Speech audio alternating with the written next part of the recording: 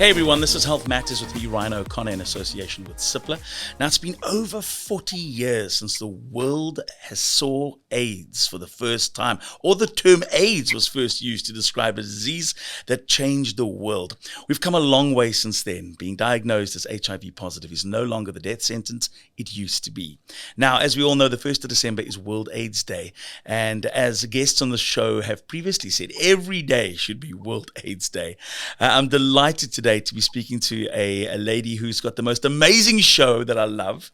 And she's just the most incredible person, blogger, author, YouTuber, TV host, activist for living positively with HIV. Nozibele Qamngana is with us. Nozi, hello.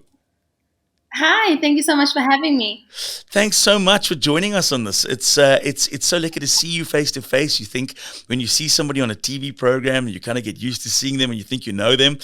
So it's really great to have you join us. I mentioned about World AIDS Day, and the sentiment that is shared is that every day should be World AIDS Day. Do you commemorate in any particular way? Oh, definitely. It means a lot to me. I have I have family members that passed away from HIV-related diseases. And obviously with my story, living with HIV for 9 years, almost 10 years. So I commemorate a number of things. I commemorate, people that did not necessarily live long to tell their stories. I commemorate people that courageously have told their stories to inspire others. I commemorate so many, updates and things that have been done to make sure that we live positively as people that are living with HIV. So there's a lot to celebrate. There's life to celebrate. Nozi, I think let's go back to hear your story. People that haven't heard your story, how did you find out you were HIV positive? So it was back in August of 2013. I was at work and there was a Wellness Day event and I decided to participate. And as you know, Wellness Day event, includes a number of activities, yes. Including going to, the gym session, testing for HIV, among other, diseases. And I was one of those people that I didn't even think so much as if, what happens if this test comes out positive? Because I was very sure that I had been safe. I had only been seeing one person, and that was the first person that I was sexually, active with. So it was quite a shock when the nurse gave me my test back and confirmed that I was HIV positive. I truly did not believe her. I thought she had made a mistake or there was something wrong with the tests. But upon, going forward and seeking other advice, going for the second or third test. And the doctor confirmed that actually the first test was correct. So this was, again, August of 2013. I am someone that is very much, well educated. I'm very much aware of what was going on in the world. I was aware, once again, of what HIV/AIDS is. But for some reason, when it happens to you, it's quite different. So I thought for some reason, the HIV that was within me, I'm gonna die in the next couple of years. Going to change the color of my skin. I'm going to go thin. It was very hard to accept. And also I lived in a society that was quite high when it comes to stigma around people living with HIV. Yes. And hence, I hid it from my family for quite a number of years. I hid it from my family for 6 years. I only told my mom now just in 2019, 3 years back. So it's been quite a journey. I mean, because that's the one. The next question I was going to ask you is about telling your friends and close people, and obviously sharing that information with all of us, the rest of the world, to know that it's actually, that it's okay. It's you can live a normal life. You're not being given a death sentence. All these things that I think, seem to be attached with the stigma attached to HIV. That process of actually sharing that information and having that bold step, what did that feel like? Was it liberating? Did you feel, finally, I can share something that's been on my heart that I've been dying to? And just explain the emotion around sharing that information.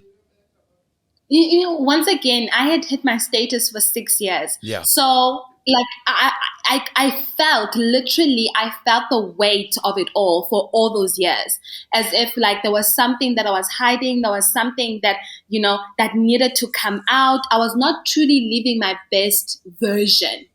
of who I could truly be. So when I eventually, disclosed to my mom and the rest of the family, and now to the rest of the world that this is who I am, Yeah. I am still me. I am still the same person. I just happen to have a story behind the name. I felt liberated, and for that reason, I felt like there's nothing else I can hide. This was it. Yeah. But I also touch on the stigma part of why I felt I needed to hide my status for 6 years. It's because also stigma has evolved from what it used to be. Yes. So in 2020, stigma is not about, I can't touch someone who's HIV positive. I can sit with someone who's HIV positive, or I can eat the food that someone who's HIV positive eats. It's all about, Nozi looks a certain way. Nozi also talks a certain way. Nozi also is exposed to a number of things. So people like her are not expected to be HIV positive. Do you get what I mean? Good, yeah. I remember on the 1st of December, literally, I had posted something on Twitter, a picture of myself saying, there's no face to HIV. Sure. I've been living with HIV for 9 years. Yes. It trended for like 3 days because people were like, there's no way. You look like that. There's no way that you're HIV positive.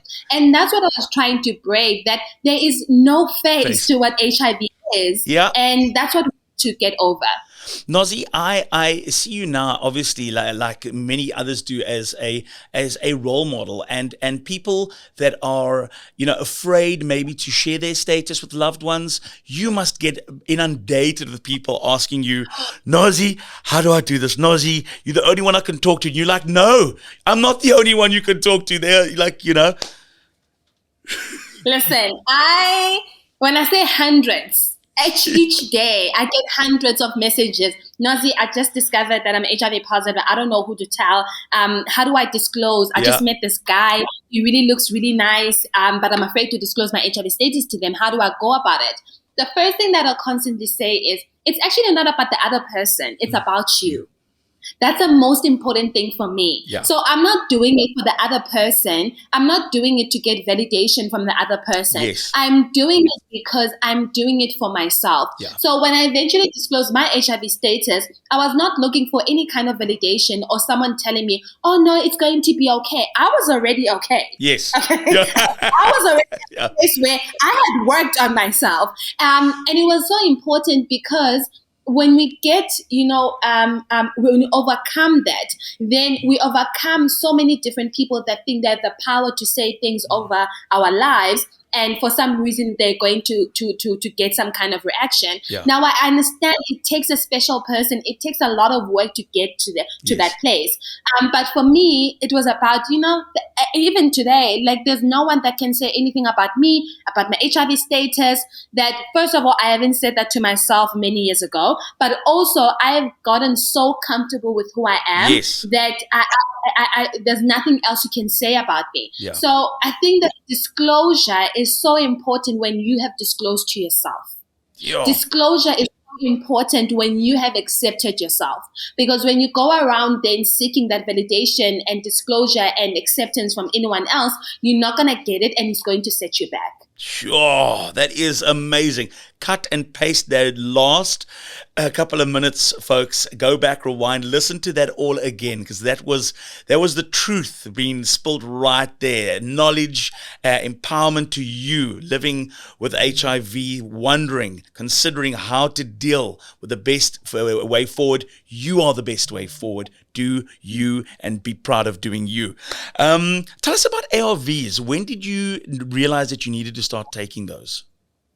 Thank you for asking that. So I was diagnosed in 2013, right? And at the time, South Africa had the law where you only needed to have a CD4 count of less than 350 for you to start ARVs. So I did not start ARVs immediately because my CD4 count was about 600 and above. Okay. However, around about 2015, 2016, the World Health Organization then updated, the regulations regarding people living with HIV, that regardless of your CD4 count, it's test and treat.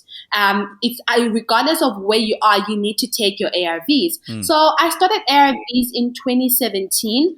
I don't want to lie, it has been quite a journey Sure. because 2013 up until 2016, there were moments where I could sort of forget because there was no daily reminder Yes. that I was HIV positive, right? So immediately when I started taking ARVs now, there was a daily reminder that, oh, every 8 o'clock, every 9 o'clock, I need to take some pills because, you know, I need to, you know, equip myself. I need to make sure that I constantly stay healthy. So it works on your psychological aspect of Yes. you, of yourself, Yes.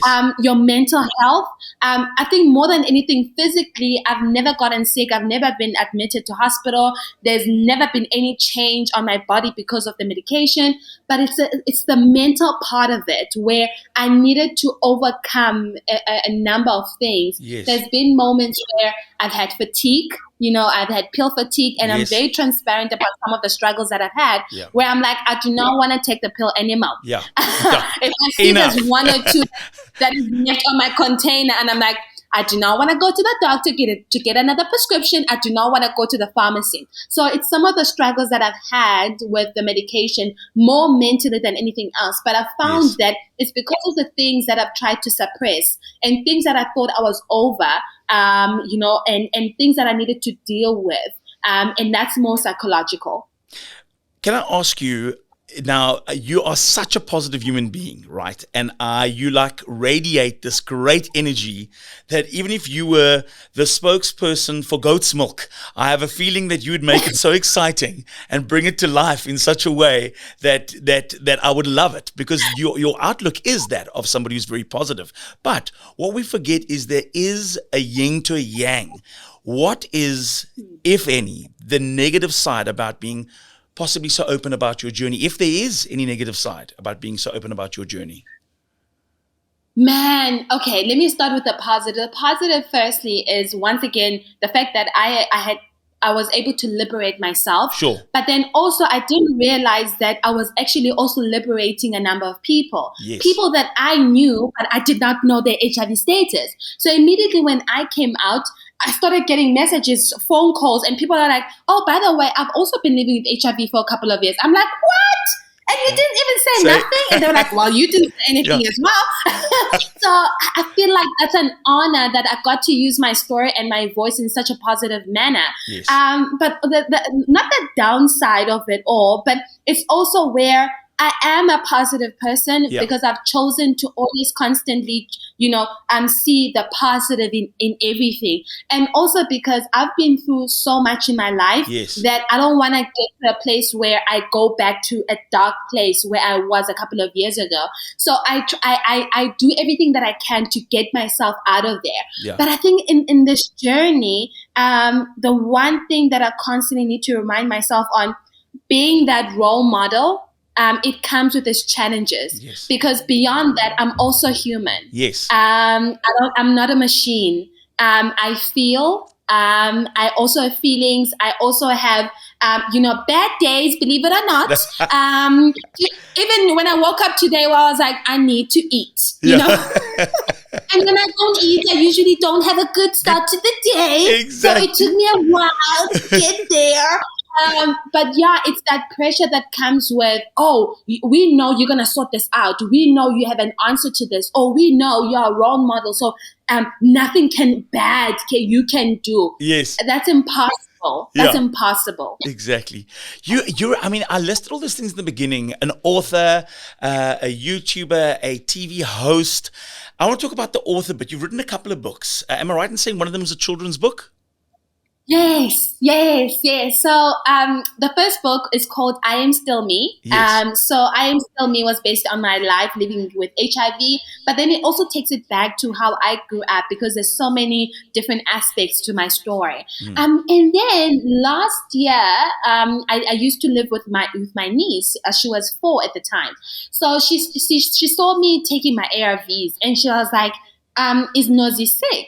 And I'm like, okay. How do I explain? I don't look sick, right? So how do I explain to a 3-year-old that I'm really not sick, but then it depends on how you look at it as well. Yes. I mean, they're just not going to understand that, because to them, the minute you take medication, they know it from experience that they are sick. Yes. You get what I mean? Absolutely. So I started thinking about, I wonder what other parents are going through. Either their children are HIV positive, or they themselves are HIV positive. Yeah. I'm HIV positive, and I'll be a mom one day. So how do I explain to my child that mommy is living with HIV? Yeah. And but mind you, also in a society that once again has a high level of stigma, and they use our HIV stories against us, not only against us, but also against our children. Yes. So I started thinking to myself, how do I simplify HIV to a language that children understand, so that it does not instill fear, so that it doesn't make them feel, oh my goodness, mommy's going to die or daddy's going to die. Yes. So I started thinking about it. And the way I explained it to her was, okay, so you know how I always tell you that you need to go and wash your hands before you eat, right? And you need to wash your hands every time you go to the bathroom. So that is because then, so that you don't get germs, because then germs make you sick, right? So Nozi now has this germ, this big germ inside of her. And now there are good soldiers inside her body that continue to fight off the bad germs so that she does not get sick. So in order to empower all the good soldiers inside of her, she needs to take this pill. This pill now helps to empower the good soldiers so that they don't get tired, so that they don't get sick, and then eventually also Nozi does not get sick. That's what HIV is to kids. And obviously now the conversation, as she grows, it also matures. It also picks it up, because one of the things that we have discovered is, as particularly when it comes to children that were born with HIV, in the early 2000s, it was only when, the PMTCT program was introduced in South Africa. But before then, those kids are now 20 plus year olds. They are teenagers, some of them. And the most difficult thing is, they're trying to discover themselves as people. But also now there's this hanging thing where they start to ask questions. Why am I taking medication? Sure. Why am I the only one in this house taking the pills? And people and parents don't know how to disclose to them, because it's already late. It's already late. So it's trying to normalize those conversations from even 3-year-olds and mature it as they grow up. What is your message to others living with HIV? Listen, when I go back to that moment in August of 2013, I remember very, very clear. When I went to get my second opinion and the doctor confirmed that I was HIV positive, the number one thing that I constantly asked him is, am I going to be okay? I probably asked him like 5-6 times. Am I going to be okay? Am I going to be okay? Because I needed the reassurance that eventually I'm going to be okay. I knew it was going to be a long journey of self-acceptance and a number of things. But the one thing that I constantly remember is him saying, Nozi, you are going to be okay. So the one thing that I constantly say when I'm asked this question is, you are going to be okay.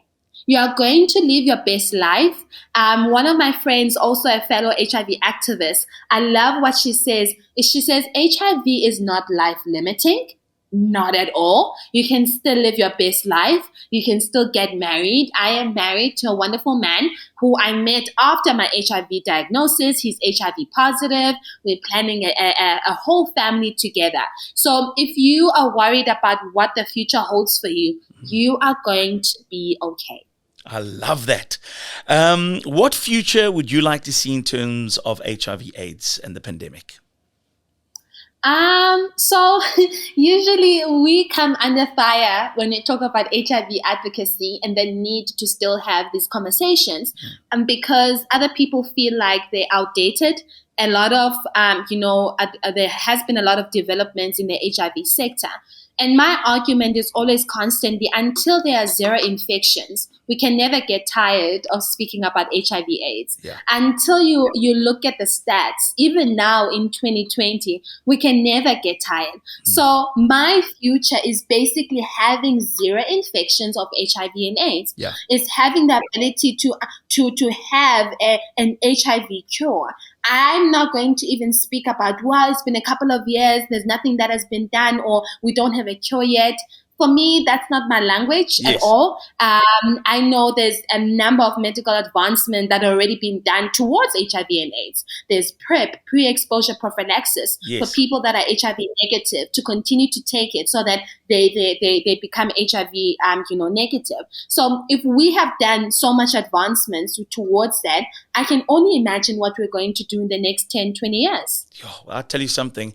This has been the most delightful, enlightening, and positive chat around a subject that normally, you kind of associate with intense talking about things that are, that tough to breach. You've made it so accessible for people to feel free to be able to not only disclose their status, but talk comfortably about what they're going through with people that love them dearly. Live your life normally. You are incredible. If you're listening to this, we love you. And Nozi, you are amazing. Thank you. Look forward to, and even if your kids don't have somebody that maybe they know that has HIV, nothing stops them from educating them, empowering them with knowledge to know what it is that other children are going through, that other families are going through. It only helps make the world a better place to live in. Absolutely. Thanks, Thanks, so Nozi. much. Thank you so much. By the way, you've got to watch every Sunday at 10 p.m. on Honey TV, DSTV channel 173. Yes, I have HIV. The incredible Nozi, her YouTube channel. We'll leave it in the link. If you loved this podcast, like and subscribe on Apple and all the other platforms, and we'll be back with another one soon.